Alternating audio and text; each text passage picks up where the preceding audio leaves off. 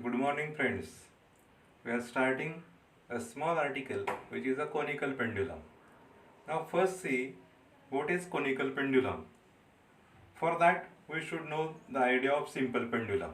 So, it's a simple pendulum, a small point mass suspended by means of an inextensible and massless string from a rigid support. It is a simple pendulum. Now, at equilibrium position, what happens? Tension in the string and this weight of the bob, they balances to each other. If this pendulum is disturbed from its equilibrium position like this with a small angular displacement theta and released, then it will perform linear simple harmonic motion provided that this angular displacement is very small. But if this bob is made to revolve like this, so that bob will describe a circle in a horizontal plane. Motion of the bob is a UCM. Path is a circular path. But if we concentrate on the string will describe cone in a space, cone-like structure. Therefore, such type of pendulum is known as a conical pendulum. Now we have to find what will be the period of this pendulum, that is time required for that bob to complete one revolution. For that, concentrate on this diagram. Here in the diagram, you have rigid support. L is the length of the string. Pendulum performs circular motion, UCM, having radius R. This H is the distance between center of the circular path and the point of suspension. And let theta be the small semi-vertical angle made by the string with the vertical. Concentrate on this point. The forces acting on the pendulum are tension in the string T dash. Here we have taken T dash because we are using T as the period of pendulum. And second force is weight of the pendulum, which is nothing but mg. T dash is directed towards the point of suspension, while this mg, it is vertically downward. Now if this line is extended vertically upward, then definitely these two lines are parallel lines. This will be a transversal, so that this angle and this angle, they are congruent angles. As it is theta, here will be theta. You can resolve this T dash into two components, T dash cos theta vertical component and T dash sin theta horizontal component.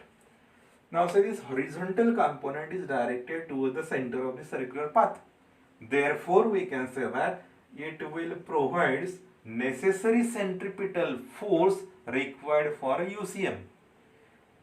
Hence we can write m omega square r, this term centripetal force, is equal to T dash sin theta. Let it be equation number 1. And second component, T dash cos theta, balances weight. Therefore mg is equal to T dash cos theta, equation number 2. Take the ratio of these two equations. You have omega square is equal to g sin theta upon r cos theta. Therefore omega is equal to root g sin theta upon r cos theta. We have defined period of a particle performing circular motion. In that case, we have this t is equal to 2 pi by omega period of a particle performing UCM. Therefore here you have substitute this omega and you will get t is equal to 2 pi root r cos theta upon g sin theta, which is the period of a conical pendulum. But from the diagram, here it is clear that this triangle is a right angle triangle. Here angle is 90 degrees. As this angle is theta, opposite side is nothing but radius r, hypotenuse is L, therefore r upon L is sin theta. That L is transferred towards right, so that you will get r is equal to L sin theta. Use this term here, you will get t is equal to 2 pi root L cos theta upon g, which is the period of conical pendulum. Now say, if this theta, if it is decreased and when it becomes 0, the conical pendulum becomes a simple pendulum. Yes, you can say that t is equal to 2 pi root L upon g, which is the period of a simple pendulum. this term can be written as L cos theta can be written as H, because again H upon L will be cos theta. So that period of conical pendulum can be taken as 2 pi. Here it will be H. H means this distance, H upon G. Now see friends, what we have seen, first we have started with a simple pendulum.